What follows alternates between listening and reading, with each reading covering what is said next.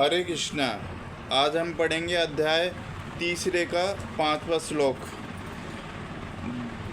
जब देहधारी जीव को किसी घातक हथियार से अज्ञात पहुंचाया जाता है तो यह समझ लेना चाहिए कि शरीर के भीतर का जीवात्मा मरा नहीं। आत्मा इतना सूक्ष्म है कि इसे किसी तरह के भौतिक हथियार से मार पाना असंभव है, जैसा कि अगले श्लोक में से स्पष्ट हो जाएगा। ना ही जीवात्मा अपने आध्यात्मिक स्वरूप शरीर होता है, किंतु इसका तात्पर्य शरीर के वध को प्रोत्साहित करना नहीं है। वैदिक आदेश है किसी भी जीव की हिंसा न करें। ना ही जीवात्मा अव्यक्त का अर्थ यह है कि पशु हिंसा को प्रोत्साहित दिया जाए। किसी भी जीव के शरीर की अनधिकार हत्या करना निषिद्ध है और राज्य तथा भगवत विधान के द्वारा दंडनीय है। किंतु अर्जुन को तो धर्म के नियमानुसार मारने के लिए नियुक्त किया जा रहा था, किसी पागलपन वंश नहीं।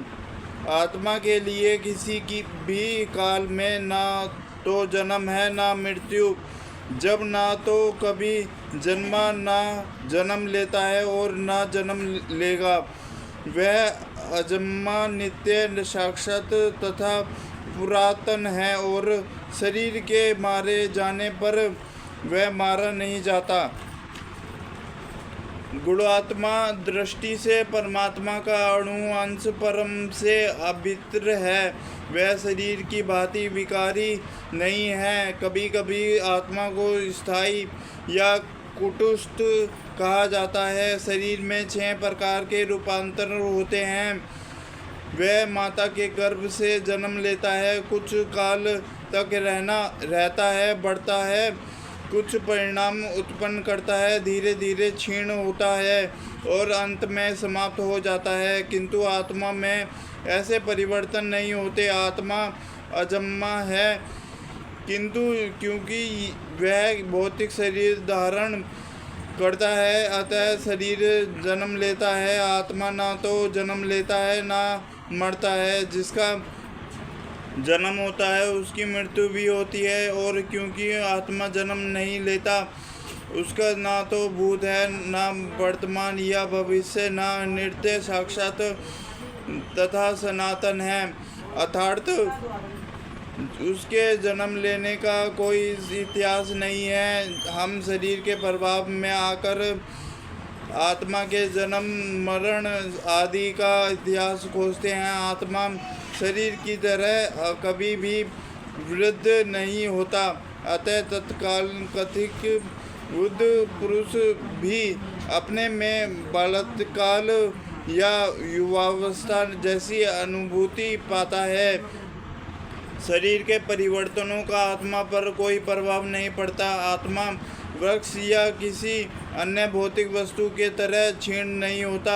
आत्मा को कोई उपसृष्टि नहीं होती। शरीर की उपसृष्टि संतानें हैं और वे भी विद्म। आत्मा की कोई उपसृष्टि नहीं होती। शरीर की पुष्टि होती है और वह भी सृष्टि आत्मा है, और शरीर के कारण वह किसी न किसी की संतानें प्रतीत होती है। शरीर की वृद्धि आत्मा की उपस्थिति के कारण होती है, किंतु आत्मा के ना तो कोई उपवृद्धि है, ना ही उसमें कोई परिवर्तन होता है। अतः आत्मा शरीर के 6 प्रकार के परिवर्तन से मुक्त है। इस श्लोक का अर्थ तथा तात्पर्य भगवत गीता के श्लोक जैसा ही है, किंतु इस श्लोक में वह विशिष्ट शब्द विशिष्ट का प्रयोग हुआ है, जिसका अर्थ है विधान या ज्ञान में। आत्मा ज्ञान से या चेतना से संदेहपूर्ण रहता है। चेतना ही आत्मा का लक्षण है।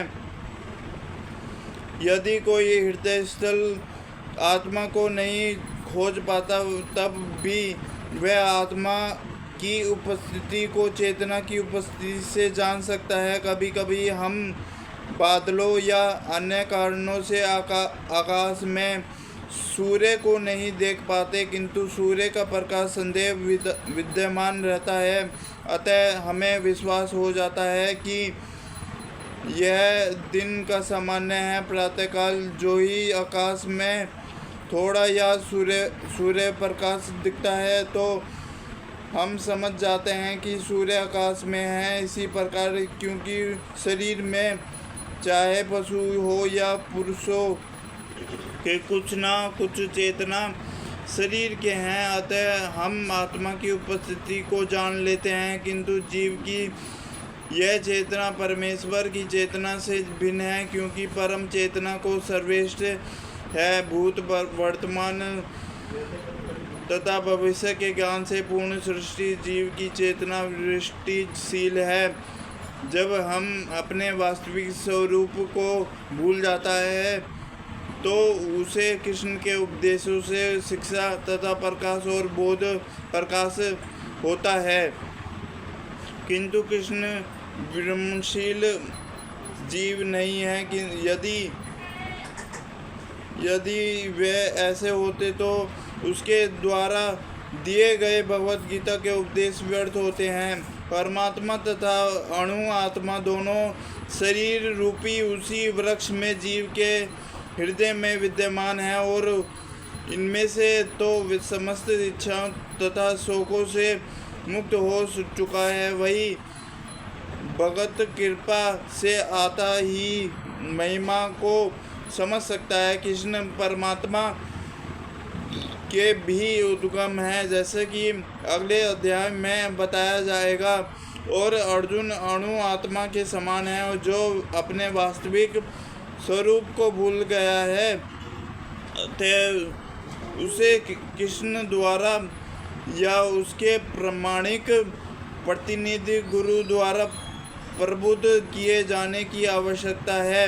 हे पार्थ, जो व्यक्ति यह जानता है कि आत्मा अविनाशी है, अजन्मा, शाश्वत तथा अशर्त है, वह भला किसी को कैसे मार सकता है या मरवा सकता है।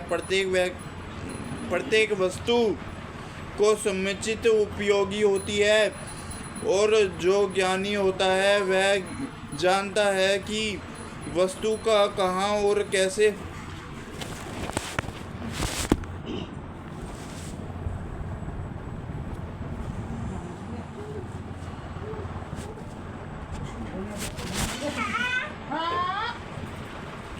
तात्पर्य है।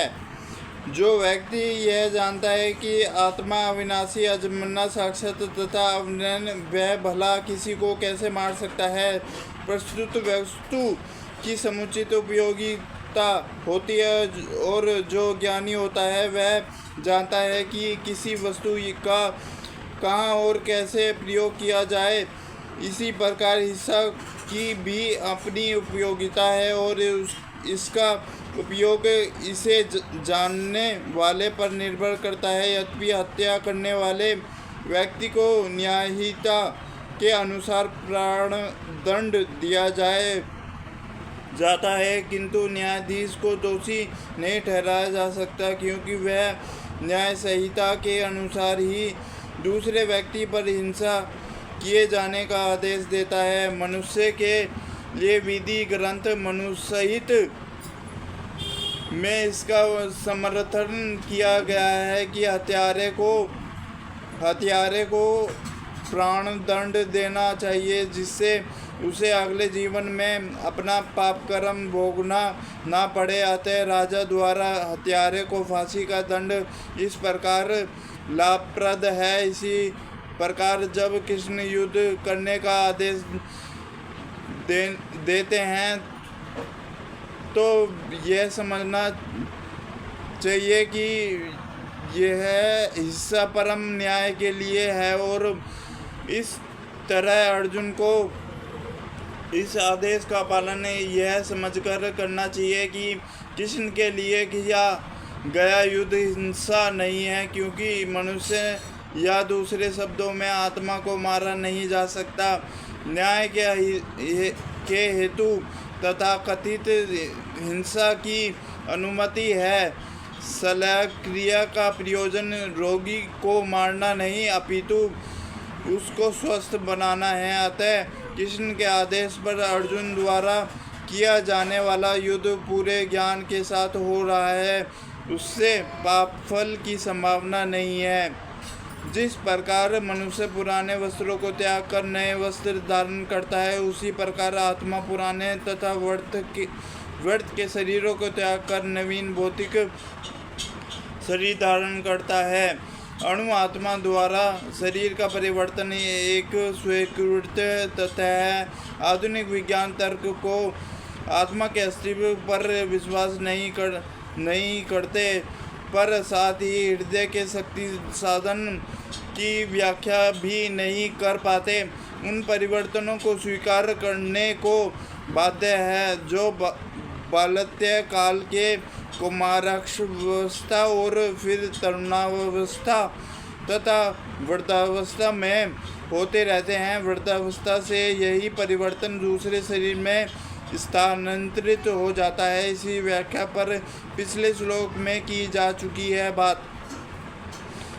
अणु आत्मा के दूसरे में स्थानांतरण परमात्मा की कृपा से संभव हो पाता है। परमात्मा अणु आत्मा के इच्छाओं की पूर्ति उसी तरह करते हैं जिस प्रकार एक मित्र दूसरे के इच्छा पूर्ति करता है। मुंडक तथा उपनिषद में आत्मा तथा परमात्मा की उपमा दो मित्र पक्षियों से ही गई है जो एक ही वृक्ष पर बैठे हैं।